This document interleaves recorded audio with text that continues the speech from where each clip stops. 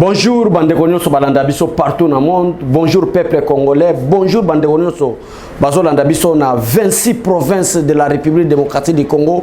Bato balinga changement, bato baboya tribalisme, bato basoutenaka Yoka Base TV, chaîne Oyo et ça uniquement pour le soutien des actions du chef de l'État.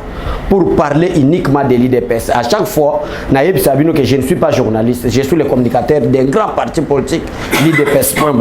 Je suis là pour soutenir l'IDPS, accompagner les actions du chef de l'État dans les médias. Donc c'est-à-dire, ce n'est pas moi parce que tu dévoiles déjà face, tu bois na hypocrisie. Naza toujours sur le dossier concernant Bino, peut-être le secrétaire général de l'IDPS, M. Augustin Kabouya, a lobby yango mabe, a lobby yango nandenga mukuse plutôt, mais tu vas comprendre que na phrase naie o a lobby que Augustin Kabouya, les problèmes que nous traversons n'ont pas permis de faire ce que l'IDPS avait comme projet. Cela veut dire, en d'autres termes, l'IDPS avait un bon projet, c'est-à-dire le développement des pays, de ces pays, la République démocratique du Congo, la liberté d'expression, la démocratie, une justice équitable. Auto sangi sangona en aimant, to comment le peuple d'abord. Na kacha le peuple d'abord Rwanda, to linga to expliquer na peuple congolais que nous voulons travailler uniquement par rapport à la volonté du peuple congolais. Mais vu la situation actuelle, vu le respect de la Constitution, je suis fier. Nandenge secrétaire général Nabiso, Augustin Kabouya, a sali déclaration. Parce que Zamoko y a des missions. Tozala qui kosala, n'a qu'à expliquer au peuple congolais que Félix Tshisekedi doit obéir à respecter la Constitution. Ce qui fera de Félix Tshisekedi une différence entre lui et ses prédécesseurs. La Constitution. Kabila a violé la Constitution. Matin, midi, soir. Mobutu n'en parlons même pas. La Constitution. Laura Désiré Kabila, inutile d'expliquer. C'est le président congolais qui vient pour expliquer la Constitution, pour respecter les principes, pour respecter les valeurs. C'est le président Félix Tshisekedi. Et avant de développer le dossier, il y a Biloko et Massi, il y a des gens qui combattre, il y a des gens qui ont la récupération politique pour attaquer des propos d'Augustin Kabouya. Avant d'expliquer, na peuple congolais, surtout espace Kasaï, bandeko baza Moulouba, parce que na 4 espaces Kasaï, il n'y a pas seulement les Balouba, il y a les Basonge, n'est-ce pas, Président Kapinga, Basonge, Batete, là, il y en a tant beaucoup. Mais je voulais précisément d'abord parler du tribu Louba. On ne combat pas Félix Tshisekedi parce qu'il est Moulouba. Non, loin de là. Parce que ce qu'on a ensemble, il y a Moïse Katumbi, il y a des Balouba aussi, qui sont des frères de Félix Tshisekedi. On ne combat pas Félix Tshisekedi parce qu'il est de Kasaï. Non, parce qu'il y a un parti politique, il y a des Kasaï. On combat Félix Tshisekedi parce que c'est un homme intégré. C'est un homme qui veut le changement de ces pays. C'est un homme qui veut le développement de ces pays. C'est un homme qui évite na bateau bazana ba péter na institution, bazala ba intouchable. Félix Tshisekedi veut que tout Congolais soit égaux devant la justice. C'est la raison pour laquelle on combat. On est en train de combattre le président Félix Tshisekedi. Non parce qu'il est Moulouba, loin de là. Non pas parce qu'il est Moulouba. Bah comprendre qu'avec Félix Tshisekedi, bah Moïse Katumbi ba kende boloko. Bah comprendre qu'avec Félix Tshisekedi, Kabila ko kende boloko. Malgré ce soutien, il y a quelques pays, il y a la communauté internationale. Bah comprendre qu'avec Félix Tshisekedi, détournement et qu'on a sauté. Il y a un Longoli IGF, na dépendance du ministère des Finances, à commission de la présidence pour contrôler bien les membres du gouvernement. Alors, nous sommes combattre Félix Tshisekedi, Bazalaki, n'a pas espace, il y a minéré. Bazaki bato ba détournation to bandi ko tanga baboshab bobe minaku bakabila bango moko ba Janine Mabunda partout ba remoti banda baza ebele ba Adolphe Muzitu bango nyonso ba participer na destruction mboka oyo et yango na bozo mona na début ya pouvoir président Félix Tshisekedi azolo ba ke tozo sala te chasse à la sorcière parce que so to bi ke to sala chasse à la sorcière to banango depuis 1965 ya coup d'état Mobutu batebele batu nyonso ba kende na boloko de Félix Tshisekedi a oublions le passé, Totonga Mboka. Mais bato Félix Tshisekedi a limbisi. Bakatumbi oyo batumbi Mboka. Ba Martin Fayulu va participer à la corruption. Oyo ba siéger à l'Assemblée nationale pour soutenir Kabila. Bazo ba majorité. Ba Adolphe Muzitu qui sont coalisés avec Kabila. Ceux qui ont vu qui quitte c'est malheureux. Malgré Premier ministre pendant 5 ans. Kizenga Anaye. Tout le monde a participé pour piller ces pays. Mais Félix Tshisekedi aïe. Alors que oubliez le passé. Bato Bayiba qui peut-être l'ignorance. Mais avec moi, Félix Tshisekedi, je vais développer ce pays. Je vais reconstruire ce pays. Nakotiaba balabala, nakotiaba makadam partout kolongwa ti bandundu, kolongwa ti kikwit ti tikapa koti mbunjiba, tokozala na route nationale. Oye ko passer na kati ya ba province union sur la République démocratique du Congo. Batu wana ba comprendre que le développement c'est Félix Tshisekedi na yebi bien. Et ça na batu musu ba comprendre na politique te bazana haine, bazana motema mabe. Nde bazo combattre Félix Tshisekedi batali vi la constitution. Place à attaquer président Félix Tshisekedi tende yango no zomona. Bato ba yibi biso mbongo ba ndeba comme créer crise parce que tous en avons une institution. Ndeko nanga oza mutu alamuka. Ndeko nanga oza mutu ensemble pour la République. Nako finga binote. No so Tshisekedi atikela biso eza injirité. Nako lobela bino mabete, c'est même la démocratie. Parce que Tshisekedi a lutté pour le multipartisme. Tshisekedi a lutté que pour IDPS ka ke dondwa. Tshisekedi a lutté na moment où impère et ça qui parti d'état, parti unique na République d'Isaïe. Tshisekedi a kangama, ba tinda e ba prison, ba tinda e exil. Non, et Tshisekedi a ken exilté. Ba zongise baka beyaka mwanga. Pourquoi? Parce que c'est là qu'il lutte que Martin Fayulu a un parti politique naï. C'est là qu'il lutte que Moïse Katumbi a créé parti politique naï. C'est là qu'il lutte que Kabila a créé parti politique naï. Inde yangwana babenga ki yango multipartisme. Tout ça là ka reconnaissant. Nzambe azazo bate asala biso muluba azala mukongo azala mushwali azala mungala azala. Nzambe azagizo bate. Nzambe azala gizo bate apesa ki biso République démocratique du Congo. Mais to reconnaître ka ba liti ya bato bazo sala. C'est ça la liti de Tshisekedi.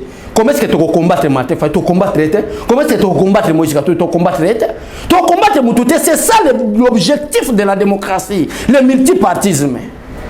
Mais toujours regretter, bande on a mis sur le parti politique, non sur le plan politique, mais pas le parti politique sur le plan ethnique. Moi je suis du Katanga, je dois faire tout possible. On a parti du fait que je suis du Katanga, parce que l'homme qui dirige la République est du Kasaï, parti politique nanga est un objectif. Ça, ce n'est plus la politique, ça devient la haine. Ça, ce n'est plus la politique peuple congolais. Moi, j'ai créé SID, je suis du Bandundu, entre parenthèses, parce que Batebele va faire ça information que Martin Fayulu a abandonné. J'envoie à ton Dimakara en attendant pour donner l'information. Moi, je suis du Bandundu, mais Félix Tshisekedi vient avec les changements. Félix Tshisekedi vient avec le développement. Qu'est-ce que je dois faire pour que Félix Tshisekedi a échoué?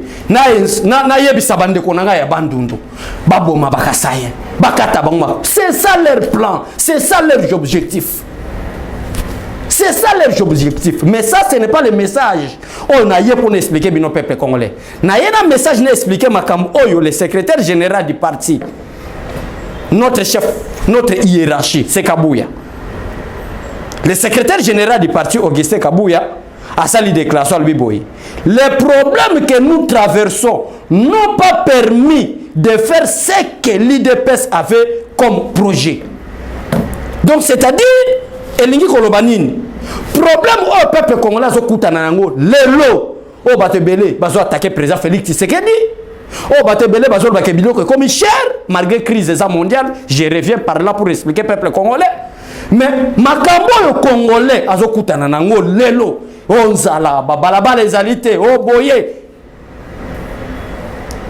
mais nako bandana ko expliquer peuple congolais yambo etena développer le koyo vu la situation politique de la République démocratique du Congo, vu comment est-ce que la République du Zaïre va devenir le Congo et le cas pendant 32 ans de Mobutu, vu 18 ans il y a Kabila. Ça compter les 4 ans de Laurent Désiré Kabila. J'assume mes propos. Le bilan du président Félix Tshisekedi est largement positif. Je vais expliquer. Moutou azomona ke na tchetembe. Et ça nazo kosa, nazo salela ki dialelo, ba commentaire des awana. Bota ba commentaire bo prouvenga en quoi Félix Tshisekedi a échoué pendant 3 ans. Une nation, un état détruit pendant plus de 50 ans. Vous voulez que sa reconstruction et ça maintenant à 3 ans. Non, c'est la raison pour laquelle n'expliquez peuple congolais que bilan ya président Félix Tshisekedi, j'ai même ma tête à couper. Ba mende ba kosa ba lobete j'ai même ma main à couper. Mais moi j'ai même ma tête à couper. Sur le ligne débat contradictoire, numéro à Glodier Kozalawana, numéro à Chaîne Kozalawana, même numéro à Kozalawana. Bobengi, oyena yoka base au nom de la liberté d'expression, tout ça les débats contradictoires. Le bilan du président Félix Tshisekedi est largement positif, mais je vais expliquer. Nazo expliquer. Tout ce qu'on a tout expliqué, Makambo Oyo, Augustin Kabouya, qui est notre secrétaire général d'un grand parti politique, un parti de la liberté, IDP, ça sali déclaration. Yakoloba était problème au Kutanango ya Banzala, Batubazolo, Banabala, O Bino Batubola, Nabi, Bozola, Nabiso, Bozo Yoka, Ndenge Batubazoloba. Ezali et permettre que projet à IDPS Ezala. Mais quel était le projet de l'IDPS en question? Qu'est-ce que le président Félix Tshisekedi avait promis au peuple congolais au Batubazoloba que projet on a peut-être simbité? Le projet en question, c'est quoi? C'est ça la question de se poser, peuple congolais. Bozab intellectuel. Et lui, qu'on a dit que bino bato balanda biso, c'est que biso toleke biso na bayele. Jamais. Mais nous avons biso grâce peut-être batebele balanda biso. Mais le projet en question de Félix Tshisekedi pour digérer la République était quoi? Tout symboliser, on a voulu expliquer, le peuple d'abord. C'est-à-dire, rien ne se fera en République démocratique du Congo sans l'aval du peuple congolais. C'est ça d'abord l'objectif principal de l'élite de l'IDPS, incarné par le président Félix Tshisekedi en tant que garant de la nation. Projet Saraki, pouvoir, et ça n'a peuple. Projet IDPS Angoana. Démocratie éprimée na Congo. Justice équitable, état de droit. Nous sommes dans le projet IDPS. Mais tant que Augustin Kabouya Zouagoloba, le problème que nous traversons n'a pas permis de faire ce que l'IDPS avait comme projet que je viens d'énumérer. Et ça que constitution de la République démocratique du Congo. Et même le président Félix Tshisekedi est infiltré. Et même le président Félix Tshisekedi du système Yabakota. Même l'homme n'est pas compétent. Même l'homme n'est pas intelligent. Même l'homme n'est pas gouvernable. Mais va imposer par rapport à la Constitution conformément à l'article 78 de la Constitution peuple congolais. Qu'est-ce que devrait faire Félix Tshisekedi, peuple congolais, bande Bozo Landanga? Qu'est-ce que devrait faire Félix Tshisekedi? À violer la Constitution? Ou soit à dissoudre l'Assemblée nationale? Or que notre Constitution est principé par principe de chef de l'État malgré garant de la nation. Malgré l'arbitre de bon fonctionnement régulier des institutions. Mais du fait que l'IDPS a lutté pour un état de droit, les valeurs, le respect des principes. Avant Félix Tshisekedi la dissolution de l'Assemblée nationale, et c'est un principe pour pousser le président Félix Tshisekedi à dissoudre l'Assemblée nationale. Pour être à le gouvernement propre. Bande konanga to yebaka politique to tikara haine. To tikara haine bande konanga. To tikara haine muluba zande ndokité. Mouchouel azan ndokité. Na boy natanga muluba natanga ba chouel parce que problème to kutango lelo ezaba chouel te ezaba konte ezaba ngala te ezaba baluba. Baboma baluba parce que Félix Tshisekedi a muluba ko créer crise. Et muluba muso azana mbojima ekananga ouaye a comprendre que batutel bazolinga bisote bango pe babandi ko bomba batu mususu ba créer crise ethnique. Moi Félix Tshisekedi a gouverner azate to yebibino. Et na rasira bande konanga ya katanga bozolandanga. Bato nyoso ba créer crise wana contre les Kassaïens. Non parce que baza bande quoi président Félix Tshisekedi mais parce que baza ba congolais. Baza ma territoire mususu soit mabele mususu ya kufanda te en dehors ya République démocratique du Congo. Boye bango bande konanga katanga batu wana ba obeta ba 15 ans de prison. Na rasira bande konanga katanga. Bande konanga ba sai bazana na kati ya Lubumbashi. Félix Tshisekedi coincé par la Constitution. Oh, le Seigneur a qu'il y a une coalition. Or, la Constitution congolaise est lobby était pour que le président Félix Tshisekedi a nommé un membre du gouvernement, il faut avoir 250 plus un député national. Mais Tshisekedi n'avait qu'en tant que membre de l'IDPS 34 députés nationaux. C'est ça qui va pousser le président Félix Tshisekedi d'aller coaliser avec d'autres classes politiques congolaises. Président qui a coalisé, Naba Jean-Pierre Bemba, a coalisé Naba Katumbi, a coalisé Naba Toba Kimaki, FCC Baboy Kabila, Balbi que les changements se Félix Tshisekedi Baye, a coalisé Naba Bati, a coalisé Naba Mbosso, ne yangwane sali union sacrée. Nous avons un bateau à union sacrée. La majorité ont travaillé avec Kabila, avec la mentalité, il y a des détournements. Avec mentalité à détournement. La majorité a battu l'union sacrée. Et Félix Tshisekedi Tangozo Panza, coalition FCC Cash, avec intention que ndenge na buki boy Kabila kimi bato tant na osala union sacrée bakoya pour te respecter ndenge mboke lingi tambola ba ye toujours na ba penser à Kabila tina kacha union sacrée. Voilà peuple congolais. Mais ba ilongoli mentalité à Kabila ba ye na kacha union sacrée. Na kacha union sacrée mentalité à Kabila ezalaki nini? Bino bato bolia mbongo nanga parce que Kabila était malin. Bato nous ba travailler na bazana ba problème.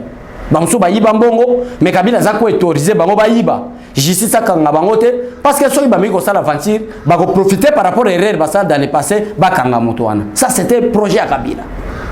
Bato wana tango Félix Tshisekedi vu le respect de la constitution ndeko nanga peuple congolais partout aux landanga vu le respect de la constitution Félix Tshisekedi a na coalition ba bati ba mboso ba Jean-Pierre Bemba ba Moïse Katumbi ba koti na kati ya union sacrée non avec intention ya ko développer non avec intention ya ko aider chef de l'état non avec intention ya ko koti sa misolo na caisse à l'état mais ba yene intention ya Kabila na kati ya union sacrée to yiba mbongo to détourner to empêcher Tshisekedi à travailler malamu te soki te ba obetele maboko Congo ezo alire mususu congolais ko changer to kendeka na système wana ko boma muluba parce que Félix Tshisekedi a la décourager to démoraliser to sala boy wana objectif ya bato bazali na clan Kabila ba koti na FCC peut-être peuple congolais a ébatté. L'article 78 de la Constitution stipule le président de la République nomme le Premier ministre au sein de la majorité parlementaire. Mais le chef de l'État n'avait pas eu la majorité parlementaire aux élections de 2018. C'est ça qui a poussé au chef de l'État d'aller coaliser avec Kabila au Babenga Kiango FCC cash détruit par le Félix Tshisekedi parce que changement peuple azala qui gomonate en tant que lui-même chef de l'État a envie que peuple a changé. To yena union sacrée kaka ba dinosaures des détourneurs des aventuriers ba kosi que to soutenir chef de l'État ba continuer union sacrée mais avec les intentions kabilistes. Des raisons pour lesquelles Augustin Kabouya, en tant que secrétaire général du parti, a sali déclaration à Kolobete, les problèmes que nous traversons n'ont pas permis de faire ce que l'IDPS avait comme projet. Raison pour laquelle Kabouya ke Kolobasi Makambouana. Mais par rapport à Bemisho Tosala, sur le côté na yoka base, Botali Bemisho Tosala. Botali makambo toloba est belé mais par rapport à la déclaration toloba était mboke tonga makapo na moto mokote ce n'est pas seulement le chef de l'État ndé azana monopole ya changement mais chacun de nous au nom de la démocratie na portion ya responsabilité au hasard vis-à-vis à l'État akomema développement na secteur naï tozo ka exemple moko ministère mo Nicolas Kazadi ba entreprise belé ezalaki kokoti sambongo na kati ya assiette ya congolais ba entreprise belé za ko sambongo mais ba régime eleki mbongo wana ezaki partage ya pouvoir ya ba institution ya ba membre na bango mais au monde lokola ministre lokola Nicolas Kazadi aya lobike na ko coopérer na entreprise to na société mokote misolo nyonso zadi ya l'état congolais ekota. C'est ça le changement. Donc, à même vision chef de l'État, dans le ministère de la Finance. C'est ça que nous appelons le changement. C'est ça que nous appelons le développement. Mais bateau, non, empêchons Félix Tshisekedi à se développer. Babati na ba projet na bango, ba Moïse Katumbi na ba projet na bango. On les va rejoindre l'opposition, va combattre le président Félix Tshisekedi qui est d'une manière démocratique dans côté opposition. Bango baye ko kota union sacrée pour combattre le président Félix Tshisekedi à l'intérieur na kacha union sacrée. Yango zomo na ba conflit za entre ba parlementaire debout. Yango zomo na ba conflit za entre hiérarchie na quelques présidents parlement debout. Ngana kotanga ba combattre na pesa bino exemple. Et ça quand bato ba continue na kati ya union sacrée ba lobi te combat ya makasi ekozala libanda te combat ya makasi ezali kaka na kati ya nini ezali na kati ya IDPS to somba bato yango zo mona bato lokola ba gentini bazo somba quelques présidents parlement de Bobaza ko somba ma par gentini quelques président Parlement debout baza kosomba na miliso na ministre Guy Luando qui est membre du FCC avec l'objectif de nuire le projet du président de la République. Il y a quelques membres du Parlement debout qui sont achetés par les adversaires. Pourquoi? C'est la raison pour laquelle Batak et Zoya contre le président. Yo quand c'est pas bien l'habitude à ma tête, bah changer comment combattre le président Félix Tshisekedi. Pourquoi? Parce que bateau bah il y a une sacrée base son baba. Bateau bah il y a une sacrée base son baba. Mais nous sommes là. Ata diabolisation et kokota. Ata bato ba ofinga ba kokose la biso makamu na banzela ba media. Toko chiko trahir te. Toko attaquer Gentini parce que la ville de Kinshasa joue un grand rôle par rapport à l'électorat du président Félix Tshisekedi et à avoir la majorité parlementaire. Dans quatre assemblées nationales, tout dépend de la ville de Kinshasa. Si vous ville de Kinshasa, un gouverneur qui ne respecte pas la vision du chef de l'État, qui est là pour combattre la vision du chef de l'État, comment est-ce que Bissot ne peut pas par quel miracle? Naïbi que combat et koya, mais tu as la ngoué, bateau bana confiance na Bissot, baron di maké auto le beza solo. Nani angwa ko pesa ngate mission moko o ba mona nga place na attaquer Kabuya même temps Jean-Marc Kabunda za président na biso nana ko pesa ngake nazalaki kufinga. Non, nous sommes là, on respecte les principes, les statuts, les règlements d'ordre intérieur, l'hiérarchie du parti. Comment est-ce que nous allons trahir pour que nous bouffer mbongo ya Gentini Ngobila bandeko? Le président Félix Tshisekedi aime l'unité. Le président Félix Tshisekedi aime que les parlementaires debout nyonso basangana ngana ko ya watena bike tel parlementaire debout alembongo tel parlementaire bo debout boy ezaka hiérarchie à partir de sa ligne de conduite au bâtiment sur Bakolanda, point barre, c'est fini. Yangwana bozo mona makambo zo sali manamboka na biso parce que ben filtré ba côté le président Félix Tshisekedi tina parti politique naï ben filtré pour côté le président Félix Tshisekedi pona tina kacha gouvernement naï. Ça malukondo to mona qui c'est un homme bon douceur naï, c'est pour amener le président Félix Tshisekedi en échec. Ba membre du gouvernement ba uti ba ensemble pour la République ya Moïse Katumbi. Mission ba jouer pas Moïse Katumbi, combattre pour fusion chef de l'État na domaine ya ministère na. Comment est-ce que moi que s'est développé? Ok, ne pas y conseiller la présidence. Fou. Je ne parle pas que tout le monde. Il y a quelques conseils que je peux citer, ceux qui travaillent, qui aident les chefs de l'État. Mais la majorité, non. Peut-être pour un business. Comment est-ce que vous avez changé? Donc, peuple congolais, bande konyo so bozo landa biso. Boye ba malamu ke bilan ya président Félix Tshisekedi est largement positif.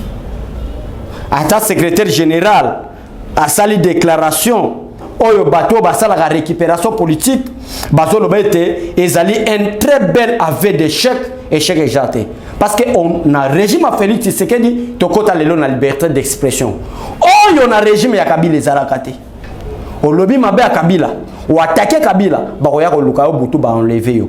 Mais na régime à Félix Tshisekedi quel est les journalistes à loba mabe à Félix Tshisekedi ba enlever ba Peter Tchani ba zolo ba na insanité au nom du président de la République ba Pero Luara. Il y en a tant d'autres des journalistes qui sont achetés par l'ensemble pour la République pour attaquer les visions des chefs de l'État.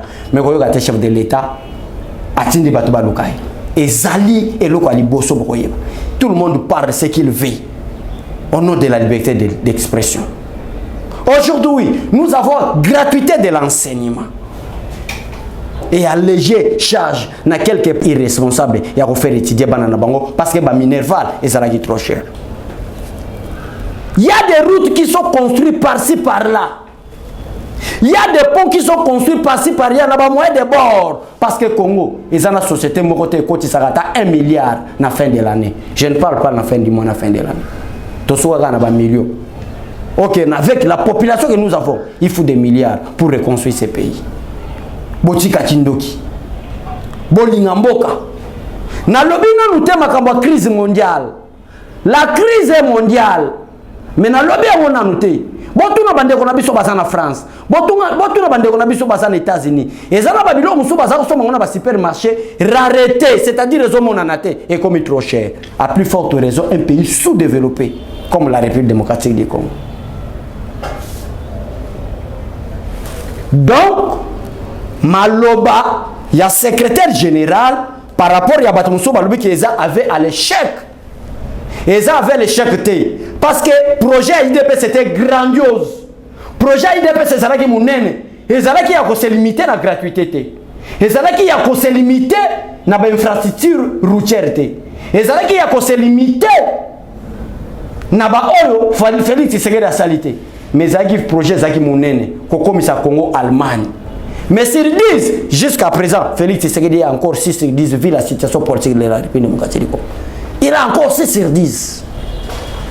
Ce qu'il a fait par rapport à la mégestion de la République démocratique du Congo, par rapport à la mauvaise gouvernance par des républiques passées, non, Félix Tshisekedi a encore 6 sur 10. Mais comme on a fait en 2023, il est encore là. Il y aura des bonnes choses. Faites confiance au président Félix Tshisekedi. Ne découragez pas. Kolanda badongolomi sauté. Nabosani koyebisa bino sur le plan diplomatique. Projet ya Batu Oyo, projet ya Kabila, projet ya Bakatumbi, ya Badolf Muzit, Bato Onyo Sobazo la opposition lelo. Kopo na bango ezaki nini? Faire oublier la République démocratique du Congo na kati ya concert des nations. Le Congo était oublié na kati ya concert des nations. Rwanda zo massacré biso. Rwanda zo bomba biso. Mais quelles sont les résolutions de l'ONU sanctionnant la République rwandaise face aux crimes commis au sol congolais? Zéro. Et ça là qui coupe na bango. Top bomba Congo sur le plan international. Top bomba Congo sur le plan la scène internationale. Mais Félix Tshisekedi a zongi Congo na scène internationale. Le lona ba pape depuis Congo ezala ki MPB ba Belge batika na série Mobutu papa ya kaso Congo te parce que insécurité pays. Mais l'insécurité en question peuple congolais a été soutenu par quel régime? Régime de Kabila. Régime de Kabila. Comment est-ce que investisseur koya na mboka o tant qu'il y a bi na kwa wana kuna insécurité za. Yango zomona sur le plan diplomatique va faire oublier Congo dans l'insécurité. Na banzela ba guerre créée par bango moko. Mais aujourd'hui conflit comme entre Rwanda. Il y a une guerre ouverte entre la République démocratique du Congo et la République rwandaise. Obozo yebate. Badongolomi soana. Bazalaki bato bazo ko soutenir Rwanda. Pour que Rwanda kota na Congo pas balkanisé. Mission à Rwanda maintenant actuellement mes années. Ba pesa bango espace ya Grand Kivu. Quand on parle du Grand Kivu, c'est-à-dire le nord et le sud Kivu peuple congolais font la mission.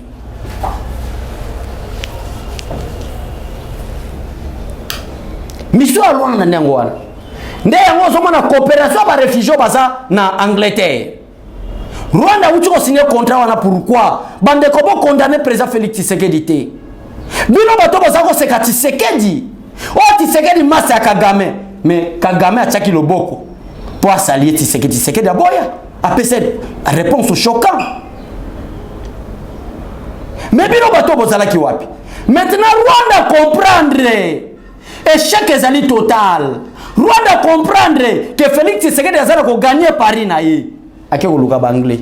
Botika Congo te, bazana bazamba malamu. Bazana ba richesse makasi. Walikale wanda to perdre yango.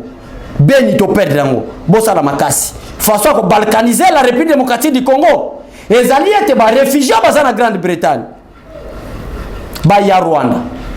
Rwanda qui n'a même pas d'espace pour faire l'agriculture. Ako fandi sabatu wana wapi? Ako lesa bango nini? Peuple congolais bobo sanaka eloko te. Depuis Félix Tshisekedi azana pouvoir. Échec total na développement Rwanda Kota. Wana boye bangote. Raison pour laquelle na ebisi peuple congolais le bilan du président Félix Tshisekedi est largement positif. Merci Nandeko Glody. Merci na bandeko nyonso ba soutenir biso. Merci na bandeko nyonso bolanda biso bo partager mission. Ennemi azana faiblesse. Félix Tshisekedi est fort. Moi je ne parle pas d'Enzala. Est-ce que bon monique dollar est mati? Mais bon tout na batouana pourquoi bazo mati sa biloko? Parce que na régime Kabila bazako zo dollar est mati biloko est mati. Dollar na 2021 eza stable et matite équité et tel mes place moko parce que fatia bani offense économie. Mais bon pour poser batouana question, biloko zo mata pona nini? Bon tout na sama lukonde. Quelle est la raison? na Congo to mesana pendant 32 ans Mobutu, pendant 18 ans ya Kabila Joseph, pendant 4 ans ya Laurent Désiré Kabila. To mesana que augmentation des prix na marché ezalaka par rapport à augmentation ya dollar, par rapport à déflation monétaire. Mais dollar est stable. Bon poser votre question biloko zo mata pourquoi? Congolais font la misouté.